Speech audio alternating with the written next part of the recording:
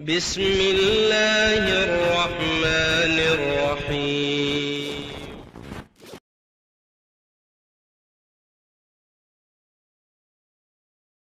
Dan sikap seorang muslim ya, tatkala menghadapi malapetaka atau bencana atau wabah ya, penyakit, maka hukum asalnya dia mengkaitkan seluruh kejadian dengan perilakunya ya.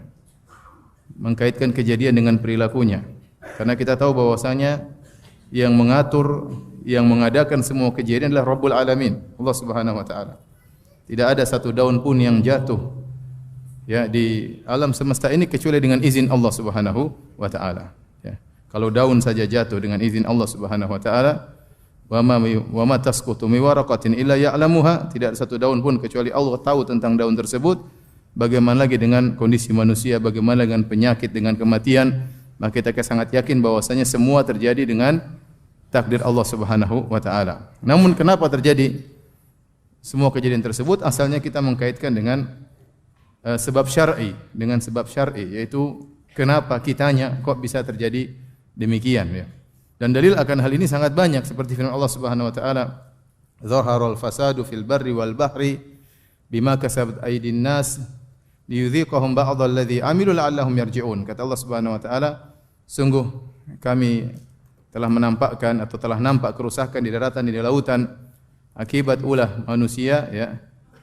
Yudhiqahum ba'dal ladzi amilu, agar membuat mereka merasakan akibat dari sebagian perbuatan mereka, semoga mereka sadar ya. Semoga mereka sadar. Kata Allah Subhanahu wa taala, "Ma asaba min musibatin fabima kasabat aydikum wa ya'fu an katsir." Tidak ada satu musibah pun yang menimpa kecuali akibat perbuatan kalian, dan Allah maafkan banyak kesalahan kalian. Wa ma asaba min sayyi'atin famin nafsik. Burukan apa saja yang menimpa kalian maka dari diri kalian sendiri. Dan dalil tentang hal ini sangat banyak, bagaimana Allah mengkaitkan atau syariat mengkaitkan antara bencana, wabah, malapetaka dengan sebab syar'i tentang sebab apa yang dilakukan oleh manusia tersebut ya. Inilah sikap seorang muslim, berbeda dengan seorang kafir atau seorang pelaku maksiat yang dia tidak peduli tatkala tertimpa musibah, tatkala terjadi kejadian, dia tidak mengkaitkan dengan sebab syar'i sama sekali. Dia hanya mengkaitkan dengan sebab kauni, itu sebab alam. Seakan-akan hanya suatu gejolak alam, kejadian alam, suatu hal yang biasa, suatu yang alami, suatu yang natural ya. Ya. Dan memang benar, meskipun semua terjadi dengan ada sebab secara materi, tetapi apakah yang menimbulkan sebab materi tersebut tidak lain kecuali karena sebab syar'i.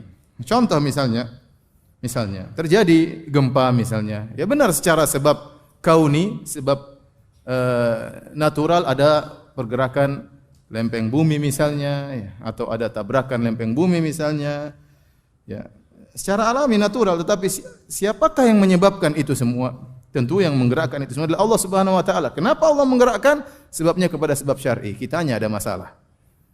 Ya, kitanya ada masalah. Enggak usah jauh-jauh. Ya. Kemarin sebagian kita terkena banjir ya.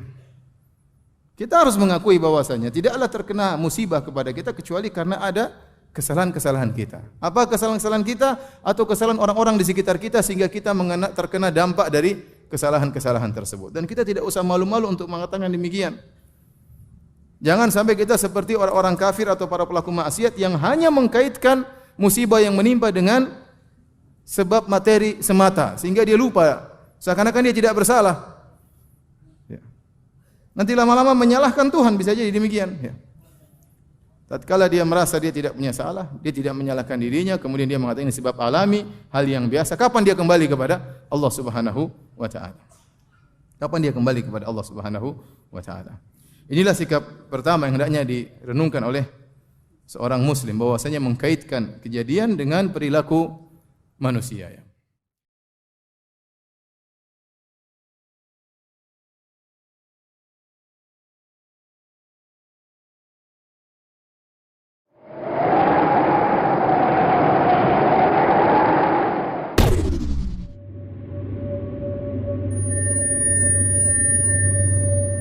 KSI Channel, kajian sajian Islam. Innal hamdalillah, Segala puji dan puja kehadirat Allah. Nahmaduhu wa nasta'inuhu wa nastaghfiruh. Hanya kepadanya kita memuji, meminta pertolongan serta bertaubat dari dosa-dosa kita. Wa na'udzu billahi min syururi anfusina. Dan hanya kepada Allah pula kita meminta agar dijauhkan dari keburukan-keburukan diri kita. Wa min sayyiati a'malina. Dan dari segala dosa yang pernah kita lakukan. May yahdihillahu fala mudhillalah. Barang siapa yang telah Allah berikan petunjuk maka tidak akan pernah sesat selamanya. Wa may yudlilhu fala hadiyalah. Dan barang siapa yang telah Allah sesatkan maka tidak akan mendapatkan petunjuk selamanya. Asyhadu an la ilaha illallah wahdahu la syarikalah wa asyhadu anna Muhammadan 'abduhu wa rasuluh. Saya bersaksi bahwa saya tidak Tuhan yang berhak disembah kecuali Allah dan juga Muhammad benar-benar hamba juga utusannya.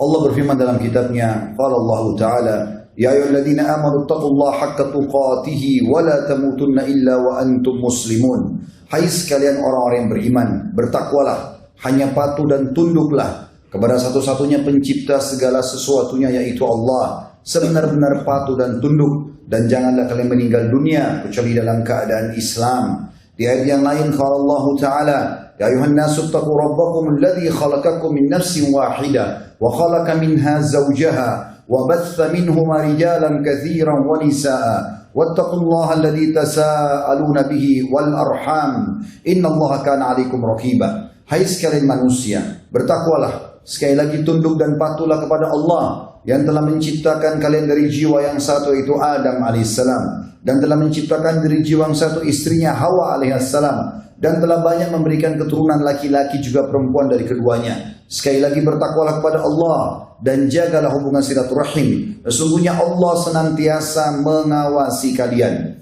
Di ayat yang ketiga qala Allah Ta'ala, ya ayyuhalladzina amanu taqullaha wa qulu qawlan sadida yuslih lakum a'malakum wa yaghfir lakum dhunubakum wa may yuti'illaha wa rasulahu faqad faza fawzan 'azima. Hai sekalian orang-orang yang beriman, sekali lagi bertakwalah, hanya patuh dan tunduklah kepada Allah dan ucapkan kalimat yang benar, jujur. Niscaya Dia akan memperbaiki amalan perbuatan kalian, mengampuni dosa-dosa kalian. Barang siapa yang mentaati Allah dan Rasulnya, sungguh dia telah mendapatkan kemenangan yang besar. Amma ba'd, fa inna asdaqal hadithi kitabullah. Kita tahu sebaik-baik rujukan umat Islam dalam segala ini kehidupan mereka, terutama ibadah, adalah kitabullah, Al-Quran. Wa khair hadyu Muhammadin sallallahu ala alihi wa sahbihi wa sallam. Dan sebaik-baik petunjuk setelah Al-Quran adalah petunjuk Nabi besar Muhammad sallallahu ala alihi wa sahbihi wa sallam. Wa syarrul umuri muhdatsatuha. Dan seburuk-buruk perbuatan terutama dalam ibadah yang tidak punya rujukan dari wahyu Al-Quran dan Sunnah.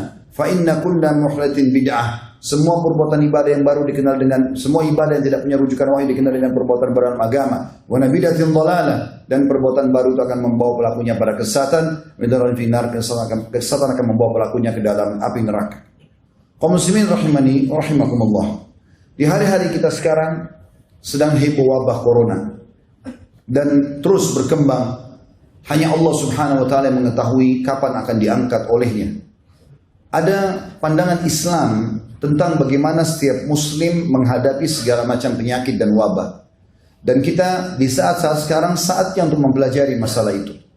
Yang perlu kita garis bawahi, bahwasanya semua yang terjadi di muka bumi ini, baik di langit ataupun di bumi, di kedalaman lautan, sudah Allah takdirkan jauh sebelum penciptaan manusia. Bukan hal yang baru. Allah berfirman dalam Al-Quran, disebutkan di dalam surah Al-Hadid, surah nomor 57, ayat 21 dan 22 juga 23. A'udzu billahi minasyaitonir rajim. Sabiqu ila maghfiratin min rabbikum wa jannatin arduha ka ardis samai wal ardi uiddat lil ladzina amanu billahi wa rusuli. Dzalika fadlullahi yutihi man yasha wallahu dzul fadlil azim. Bergegaslah kalian kepada pengampunan Tuhan kalian, taubatlah segera dari dosa-dosa kalian dan kejarlah surga yang luasnya seluas langit dan bumi. Dijanjikan untuk orang-orang yang beriman kepada Allah dan Rasul-Rasulnya. Itulah karunia Allah yang sangat besar yang diberikan kepada siapa yang Dia inginkan, dan Allah memiliki karunia yang sangat besar. Ma asaba min musibatin fil ardi wala fi anfusikum illa fi kitabin min qabli an nabra'aha. Inna dzalika 'ala Allah yasir. Tidak ada sesuatu yang menimpa kalian dari musibah di bumi ataupun di diri-diri kalian kecuali sudah tercatat di dalam kitab sebelum kami menciptakan kalian. Dan itu sangat mudah bagi Allah. Ayat 22. Ayat 23-nya, likai la ta'sau ala ma fatakum wa la tafrahu bima atakum wallahu la yuhibbu kulla mukhtalin fakhur. Semua itu yang terjadi kalian suka atau tidak suka, terutama dalam masalah musibah, agar kalian tidak terlalu bersedih terhadap apa yang telah luput dari kalian. Subhanallah, dengan adanya corona seperti ini, salah satu hikmah yang dalam Al-Quran disebutkan adalah membuat orang yang punya masalah-masalah itu menjadi kecil semuanya, karena adanya masalah yang lebih besar yang mereka sedang hadapi. Dan juga agar kalian tidak terlalu berlebihan bergembira sehingga melampaui batas terhadap apa yang dia berikan. Dan Allah tidak suka dengan orang-orang yang sombong. Pelajaran yang sangat besar bagi orang beriman adalah bagaimana mereka meyakini tentang takdir Allah. Kalau Allah subhanahu wa ta'ala mampu melakukan apa saja. Bukankah Allah sudah tenggelamkan Fir'aun sebelumnya? Allah hancurkan Namrud, Fir'aun dengan air di Laut Merah, Namrud dengan seekor lalat, dan kaum Hud yang begitu kuat, kaum Ad dikenal. Mereka tinggi besar, kekar-kekar. Bahkan postur tubuhnya memiliki atau mendekati postur Adam alaihissalam. Artinya 60 siku ke langit. Allah binasakan dengan tiupan ataupun angin. Dan sekian banyak contoh-contoh dalam masalah ini. Dan bukankah Allah sudah turunkan banyak sekali virus sebelum corona ini. Dan itu juga sudah terjadi. Ada DBD juga yang menyebabkan orang banyak meninggal dunia. Ada HIV sebelumnya dan ada yang lain-lainnya. Dan Allah subhanahu wa ta'ala menurunkan itu sebagai pelajaran. Agar manusia, orang-orang beriman tahu. Allah mampu mengerjakan apa saja, tapi semua itu berputar sesuai dengan kemahaadilan Allah. Allah nggak mungkin menyusahkan hambanya, tapi ada hikmah-hikmah yang mungkin manusia belum bisa menjangkaunya, di mana Allah subhanahu wa ta'ala menjadikan itu terjadi. Sebagaimana akan kita sebutkan. Di antara hikmah yang sangat besar, pelajaran adalah bagaimana sekarang seluruh dunia peduli dengan kebersihan. Bayangkan teman-teman kalau tidak terjadi corona ini, maka manusia banyak dalam jorok dan kotornya. Sekarang semua harus dibersihkan, tangan dibersihkan, meja makan, kursi, pegangan pintu, segala macam hal. Sebenarnya tanpa menunggu penyakit itu harus dijaga. Dan Allah menyebutkan Allah suka sekali dengan keindahan dan kebersihan. Dalam sebuah hadis kata Nabi SAW, Inna Allah jamil, yuhibbul jamal. Allah indah, bersih, sempurna, suka dengan semua itu. Kalau tidak ada terjadi ini secara massal, apakah seluruh dunia akan bisa peduli dengan kebersihan? Belum tentu tentunya. Maka ini termasuk salah satu hikmah dan pelajaran. Bagi orang kafir, ini sekaligus peringatan kepada mereka. Dan subhanallah munculnya corona justru di Cina yang umumnya orang-orang komunis dan ateis. Tidak yakin ada Tuhan. Kenapa? Alasannya salah satunya mereka mengatakan karena Tuhan tidak kelihatan. Maka mereka selalu kumandangkan sampai di Indonesia pun orang-orang komunis mengatakan itu. Kalian orang Islam mengaku punya Tuhan, mana Tuhannya? Saya mau lihat, tidak nampak. Maka karena dianggap tidak nampak, tidak ada Tuhan. Subhanallah, Allah datangkan corona, virus yang mereka tidak bisa lihat. Tapi mereka bisa rasakan. Dan terlalu banyak hal yang kita bisa rasakan setiap hari, tapi tidak nampak. Tapi ada. Seperti rasa lapar, rasa kenyang, rasa senang, rasa sedih, marah. Ya, dan segala macam ini bisa kita rasakan. Gejolaknya setiap saat, tapi tidak bisa nampak. Maka ini pelajaran besar bagi orang kafir. Dan subhanallah kata ulama, Allah subhanahu wa ta'ala menjadikan di zaman kita sekarang, justru yang banyak mengadakan penelitian-penelitian, baik ke bulan, keluar angkasa, di bumi, sampai masuk ke hutan-hutan, ke hewan-hewan, di lautan, ke dalam lautan, itu justru orang-orang ateis. Walaupun ada di antara mereka, statusnya, di keluarganya atau di lingkungannya adalah orang Nasrani, tapi kalau ditanya mereka tidak yakin ada Tuhan. Allah buat mereka justru yang melakukan penelitian, dan akhirnya mengerucut kepada sebuah poin, oh pasti ada yang ciptakan. Tidak mungkin dengan keajaiban besar ini terjadi begitu saja. Jadi hikmah yang sangat besar yang bisa kita ambil. Itu poin pertama yang kita bisa ambil adalah ini takdir Allah subhanahu wa ta'ala. Yang kedua, Islam mengajarkan kepada kita, ya, semua kita penganutnya, agar kembali kepada agama dalam panduan menghadapi masalah-masalah. Di antaranya wabah dan penyakit-penyakit ini. Yang pertama adalah larangan Islam untuk mendatangi lokasi yang memang dasarnya ada wabah, apapun sifatnya wabah itu, termasuk seperti corona sekarang. Dan memang secara otomatis manusia sekarang sudah banyak khawatir. Mereka mungkin tidak safar lagi ke negara-negara yang ada corona, atau sebagian negara bahkan menutup negara-negara mereka untuk didatangi. Dan itu sebenarnya pandangan syariat seperti itu. Bagaimana Nabi SAW bersabda dalam sebuah hadis Bukhari, "Idza sami'tum bit-ta'uni bi ardin fala taqdimu alaihi." Wa idza waqa'a bi ardin wa antum biha fala takhruju firaran minhu. Kalau kalian dengarkan ta'un, wabah, ya, tersebar. Tentu ini ada yang mengatakan kusta, ada yang mengatakan pes, tapi intinya dia wabah. Kalau kalian dengar sebuah wabah tersebar di satu lokasi, jangan pernah kalian masuk ke lokasi itu. Dan kalau kalian sedang ada di dalam, maka jangan kalian keluar kena lari darinya. Pernah terjadi, kurang lebih terjadi tahun 17-18 Hijriah, di zaman kekuasaan Amir Mu'minin Umar bin Khattab radhiyallahu anhu, dikenal dengan Taun Amwas. Jadi wabah yang terkenal di wilayah Amwas, ya. Itu kurang lebih terjadi tahun Masihnya 639 Masehi. Waktu itu mati kurang lebih 20 sampai 25 ribu jiwa kena wabah ini. Dan mereka pada saat itu kebetulan kaum muslimin sedang menghadapi orang-orang Romawi. Umar bin Khattab keluar dengan pasukan besarnya untuk menghadapi Romawi, menaklukkan mereka agar bisa menerima Islam. Dan pada saat itu, pada saat Umar bin Khattab lalu mau masuk ke dalam sebuah lokasi, ternyata di sana ada informasi yang sampai kepada beliau, ada wabah taun, ada wabah yang mematikan di dalamnya. Maka Umar bin Khattab menahan seluruh pasukannya, lalu bermusyawarah dengan sahabat-sahabat dari Muhajirin, dari Ansar, orang-orang yang dianggap senior. Kira-kira apa yang harus kita lakukan? Masukkah? Baru kita tawakal kepada Allah? Kena ya sudah, nggak kena ya sudah? Atau kita nggak masuk lalu kita dianggap lari dari takdirnya Allah? Kesimpulannya teman-teman sekalian, pada saat itu ada dua orang sahabat, Abu Ubaidah bin Jarrah radhiyallahu anhu, sahabat Nabi yang mulia, juga Muadz bin Jabal, berkata, wahai Amir Mu'minin, apakah anda lari dari takdirnya Allah? Udah masuk aja, tawakal. Lalu Umar bin Khattab menjawab, mengatakan, wahai Abu Ubaidah, kalau seandainya bukan kau yang ucapkan, artinya sayang kalau kau sampai ucapkan itu, sebenarnya kau harus berilmu. Lalu kata Umar, bagaimana kalau seandainya kau punya gembalaan, lalu ada dua buah lembah, satu lembahnya itu tidak ada tanamannya, yang satu ada tanamannya, kira-kira yang mana kau akan bawa gembalaanmu? Ke tanah tandus lalu kau katakan tawakal Allah, atau ke tanah yang ada tumbuh-tumbuhannya? Lalu kata Umar, saya tidak akan masuk.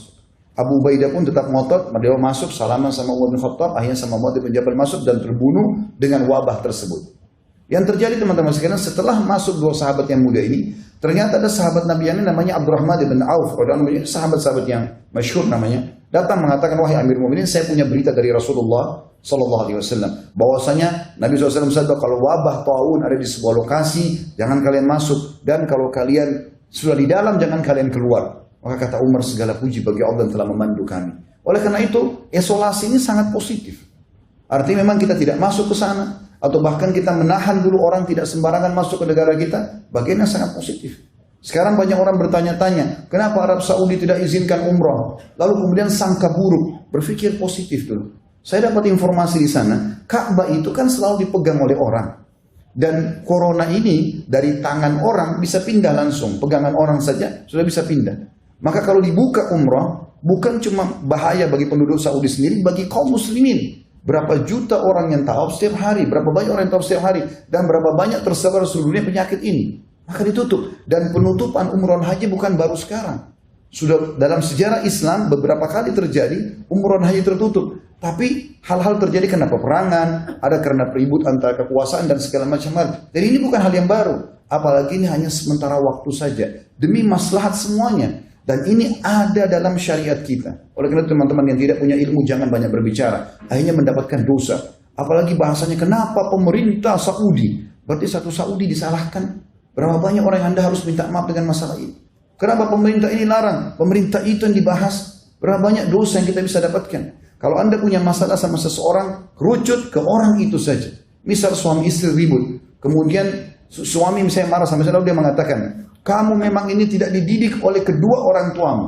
Tadi dia cuma masalah sama istrinya. Sekarang masalah sama kedua mertuanya. Jadi 3 dosa dia, 3 musuh dia. Apalagi kalau dia bilang, memang keluargamu begitu. Satu keluarga. Kalau keluarga 30 orang, punya 30 orang masalah.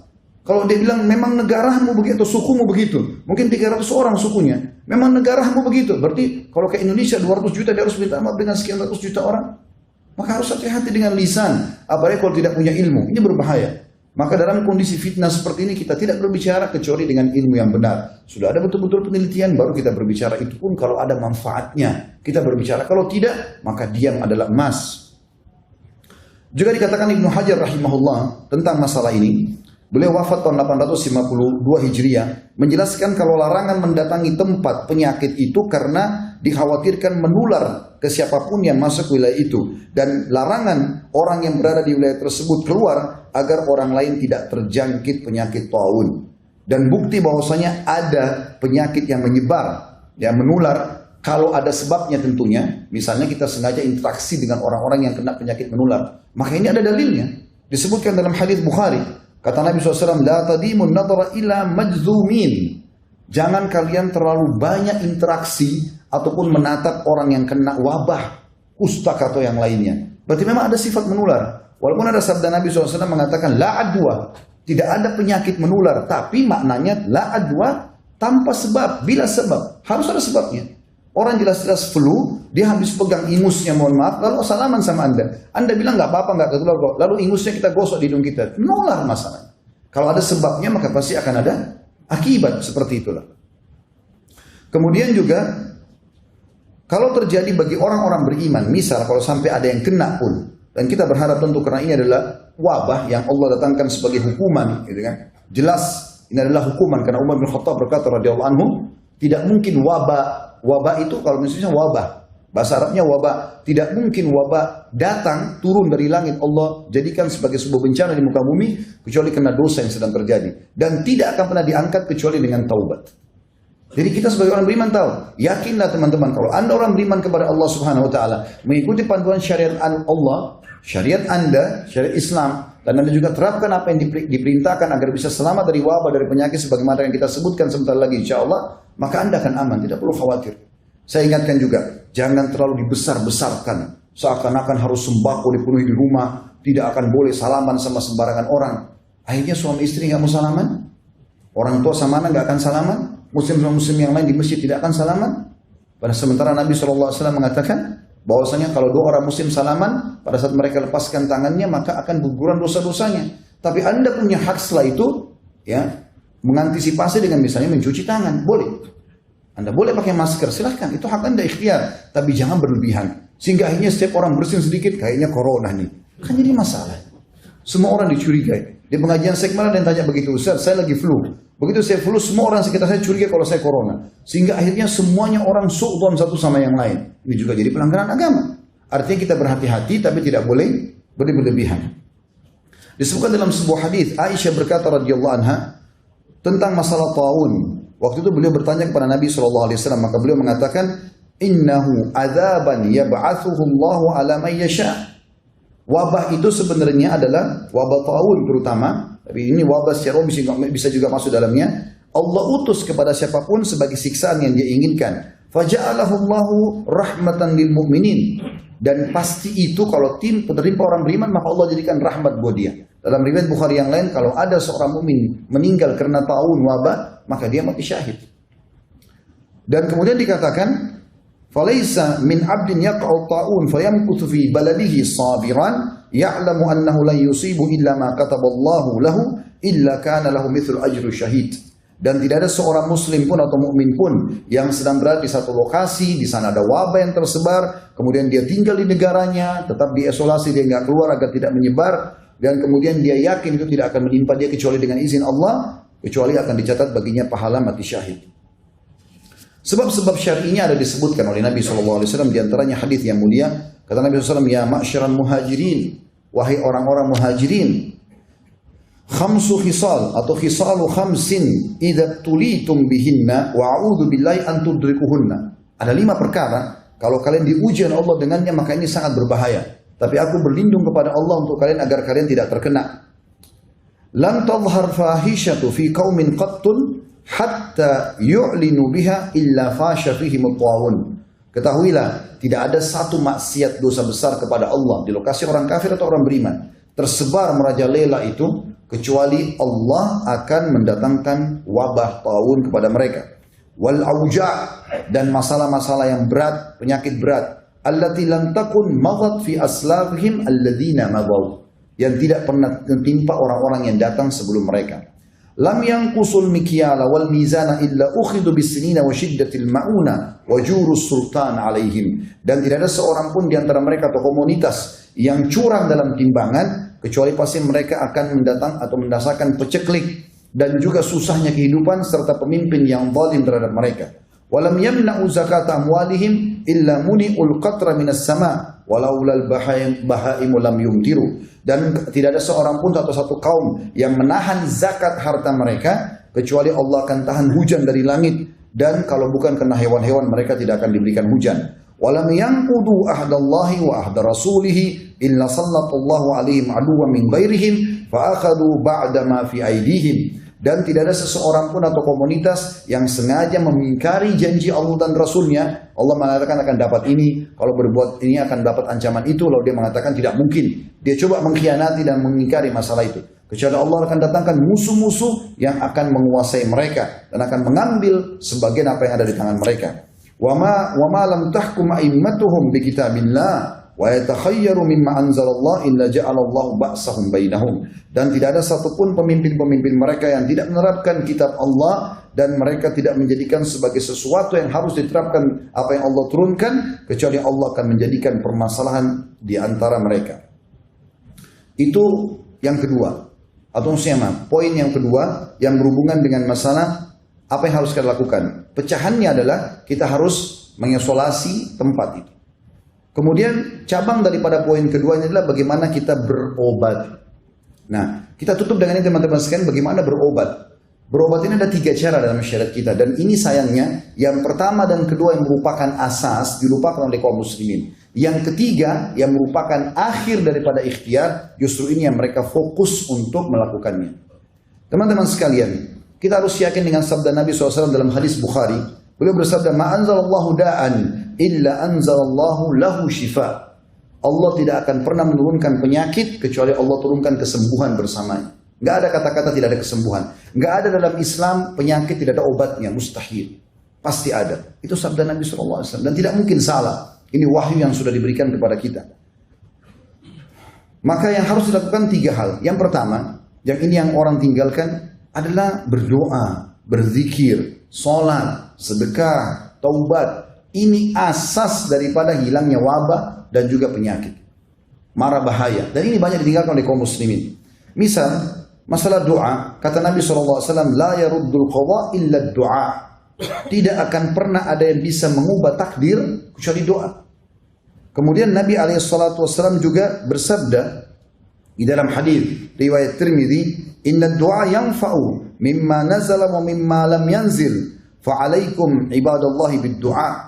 Sesungguhnya doa akan bermanfaat terhadap apa yang sudah ditetapkan, takdirkan, dan apa yang belum ditetapkan atau ditakdirkan. Maka hendaklah kalian memperbanyak doa. Juga dalam sabda Nabi SAW tentang masalah doa, seperti misalnya doa keluar dari rumah. Biasakan membaca doa ini. Kata Nabi SAW, siapa yang keluar rumah membaca Bismillah, tawakkaltu ala Allah, la hawla wa la quwata illa billah. Dengan nama Allah, aku bertawakal kepada Allah, menyerahkan diri kepadanya dan tidak ada yang kekuatan kecuali milik Allah. Kata Nabi SAW, apabila seseorang keluar rumahnya, lalu dia membaca doa tadi, maka Allah akan menjawab mengatakan, engkau akan diberi petunjuk, dicukupkan dan selalu terjaga. Maka syaitan pun akan menyingkir darinya. Syaitan yang lain berkata, bagaimana mungkin engkau bisa mengganggu seseorang yang telah mendapat petunjuk, kecukupan dan penjagaan. Ini sebuah hal yang luar biasa. Bagaimana dia membaca doa keluar rumah misalnya. Begitu juga dengan doa-doa yang lain. Ya. Seperti misalnya dia supaya diijabah doanya, dia baca doa Dzannun atau la ilaha illa anta subhanaka inni kuntu minadh dhalimin. Jadikan sebagai zikir dia. Ya Allah, tidak ada Tuhan yang berhak disembah kecuali Engkau, Maha Suci Engkau, aku termasuk orang-orang yang zalim.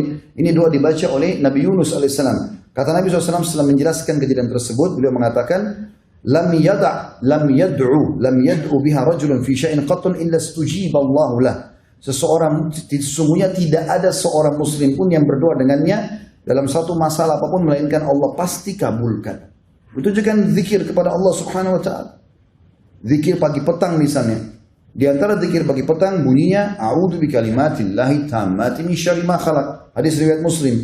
Aku berlindung kepada Allah dengan kalimat-kalimat Allah yang sempurna dari segala yang buruk diciptakan. Kata Nabi SAW, siapa yang membaca ini 3 kali di pagi hari dan 3 kali di sore hari, ya, maka tidak akan ada mudarat atau mara bahaya yang akan memudaratkannya hingga sore hari. Kalau dia baca 3 hari pagi sampai sore dia aman. Dan kalau dia baca 3 kali sore hari, maka tidak akan ada mara bahaya yang akan memudaratkannya hingga pagi hari lagi. Dijaga oleh Allah Subhanahu wa taala. Zikir yang pendek mudah diamalkan. Begitu juga dengan zikir pagi petang yang masyhur, walaupun semuanya hampir semuanya 80% intinya minta agar diberikan keselamatan. Di antaranya adalah Allahumma inni as'alukal afiyah fid dunya wal akhirah. Ya Allah, aku minta kepadamu keselamatan di dunia dan di akhirat dari segala macam bara bahaya termasuk wabah. Allahumma inni as'aluka al-afwa wal-afiyata fi dini wa dunyaya wa ahli wa mali. Allahumma astur awrati wa amir rawati. Allahumma ihfazni min bayni yadayya wa min khalfi wa an yamini wa an shimali wa min fawqi wa a'udzu bi'azamatika an uqtala min tahti. Hadis sahih riwayat Ahmad. Yang artinya, Allah, sungguh aku memohon kepadamu keselamatan dunia di akhirat. Ya Allah, sungguhnya aku memohon kepadamu keselamatan dalam agamaku. Jangan sampai aku menyimpang. Kemudian juga keselamatan di duniaku, keselamatan di keluargaku, keselamatan di hartaku. Ya Allah, tutupilah aurat-auratku, maksudnya kekurangan-kekuranganku, dan tentramkanlah hatiku dari rasa takut. Ya Allah, peliharalah aku dari mukaku, dari belakangku, dari kananku, dari kiriku, dan dari atasku, dan aku berlindung dengan kemahabesaranmu agar aku tidak tergelincir ataupun kena gempah dari bawahku. Ini diantaranya saja, dan cukup banyak zikir-zikir. Ya. Di dalam hadis yang lain, ada seorang sahabat pernah datang kepada Nabi SAW lalu mengatakan, ya Rasul, di pagi hari, tadi malam saya disengat oleh kalajengking, berbisa. Ini sekarang bengkak semuanya, membiru kakinya. Kata Nabi SAW, ama law qulta hina amsait. Coba kau baca pada saat kau tiba sore hari semalam, a'udzu bikalimatillahi tammati min syarri ma khalaq lam tadurruk. Kalau seandainya tadi malam kau baca, aku berlindung kepada Allah dengan kalimat-kalimat Allah yang sempurna dari segala keburukan yang Dia telah ciptakan, maka tidak akan membahayakanmu. Hadis sahih diriwayatkan oleh Imam Muslim. Itu juga dengan sholat. Ada sholat teman-teman sekalian yang mungkin orang tidak banyak fahami, tapi sholat ini dikerjakan oleh Nabi SAW. Itu sholat yang sifatnya mutlak. Dikatakan dalam sebuah hadis yang sahih riwayat Ahmad, Abu Daud, hadis Hasan riwayat Ahmad dan Abu Daud, karena Nabi SAW idza hazabahu shalla, idza hazabahu al-amr shalla. Bahwasanya Nabi SAW setiap kali ada masalah yang dihadapi, pasti beliau langsung pergi sholat. Dan sholat ini sifatnya bukan duha, bukan sholat malam, bukan sholat wudu, bukan taubat. Antum wudu, sholat niat pendekatan diri kepada Allah. Ya, ini dibolehkan, dimutlakkan ya sholat ini. Dan ini dikerjakan. Begitu juga teman-teman memperbanyak amal saleh seperti sedekah. Ini banyak menghilangkan dari wabah dan permasalahan. Hadis Nabi SAW riwayat Tabarani dengan sanad sahih. Sana'iul ma'ruf taqiyu masari as-su.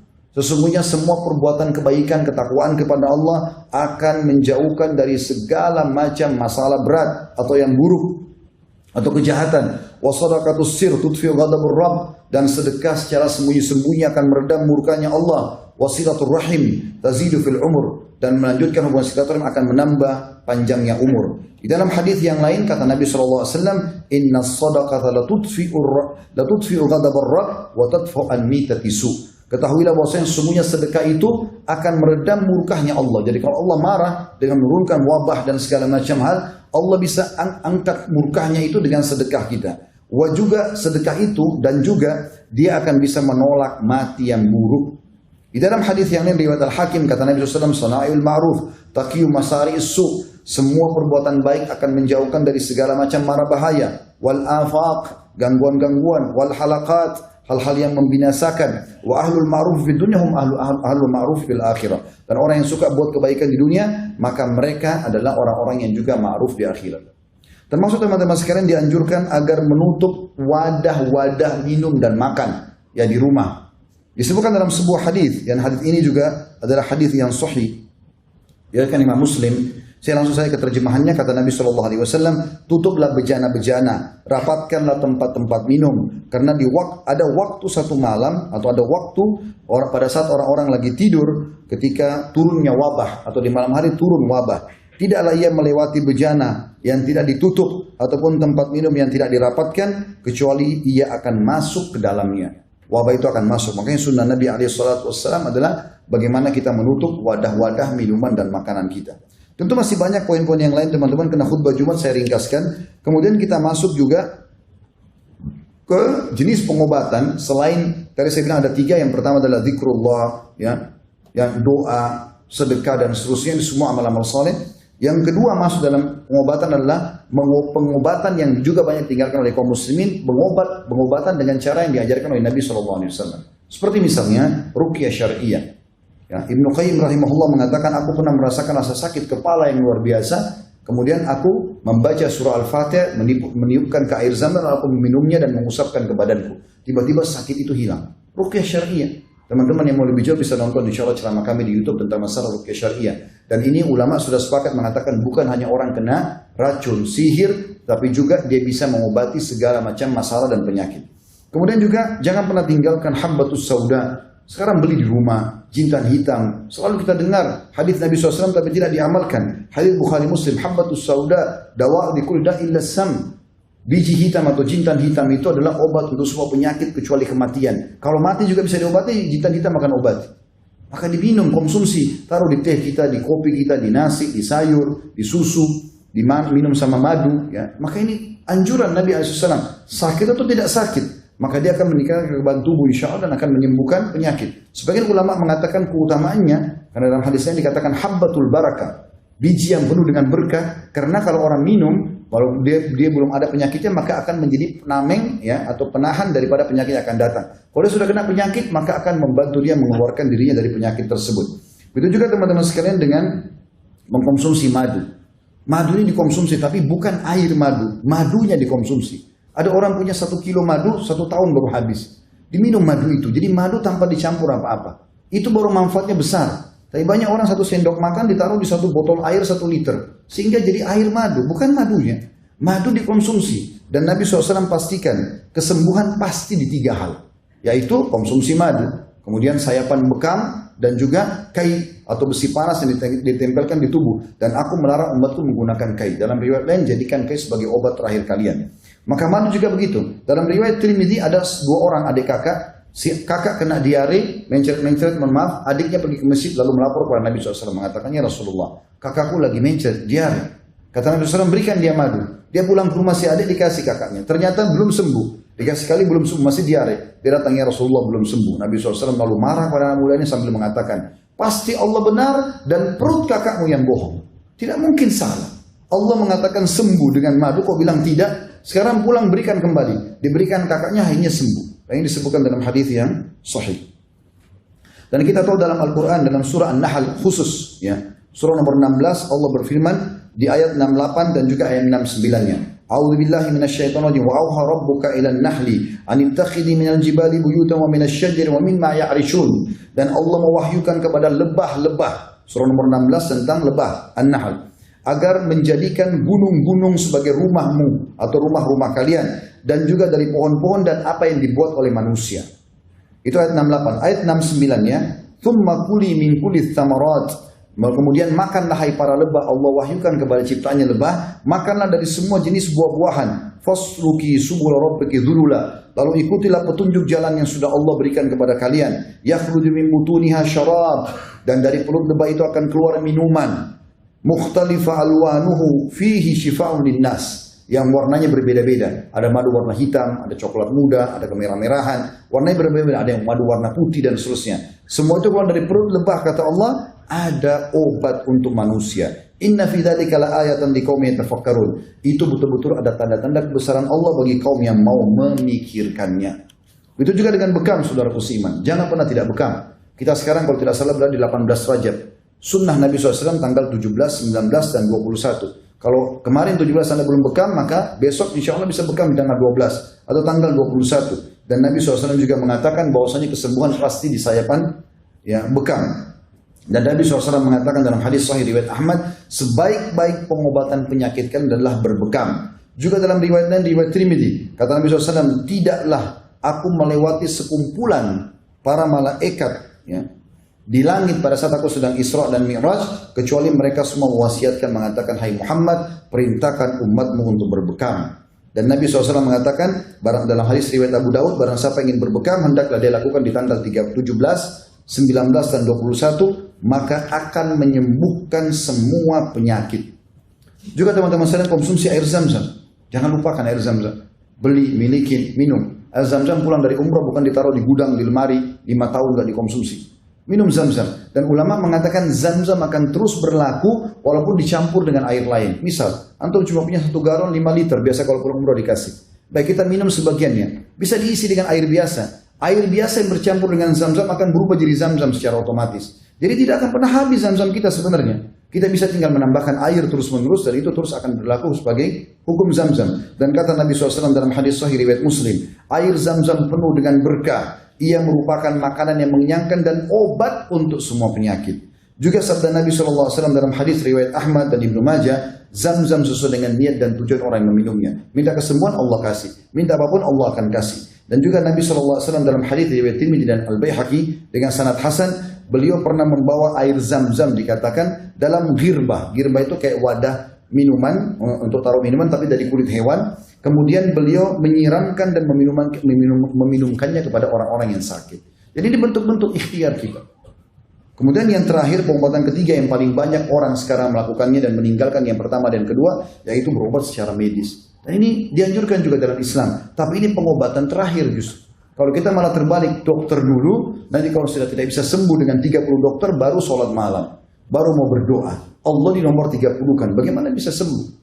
Maka ikhtiar medis adalah ikhtiar yang terakhir. Hanya pelengkap saja. Sebagaimana Nabi SAW bersabda, sesungguhnya Allah tidak turunkan penyakit, hai hamba Allah, kecuali Allah turunkan bersama obat, maka berobat wahai hamba-hamba Allah.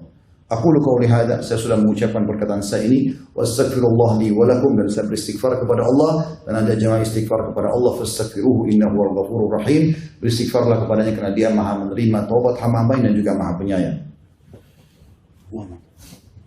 Alhamdulillah, wassalatu wassalamu ala Rasulillah. Segala puji dan puja kehadirat Allah Subhanahu wa taala, juga salawat dan taslim kepada Nabi besar Muhammad sallallahu alaihi wasallam. Hari Jumat adalah hari yang mulia, hari raya bagi kaum muslimin, di mana Nabi SAW mengatakan Allah telah menutupi Jumat dari dua kaum sebelum kalian, Yahudi dan Nasrani. Yahudi memilih hari Sabtu sebagai hari mereka dan Nasrani hari Ahad, dan Allah memberikan aku petunjuk di hari Jumat. Dan hari Jumat kita dianjurkan memperbanyak salawat kepada Nabi SAW dan juga mengejar doa, karena dua buah hadis yang mulia.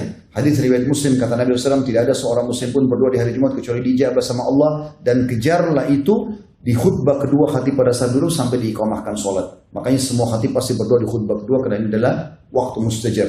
Riwayat An-Nasa'i yang lain, kata Nabi SAW, Jumat ada 12 waktu dari subuh sampai maghrib.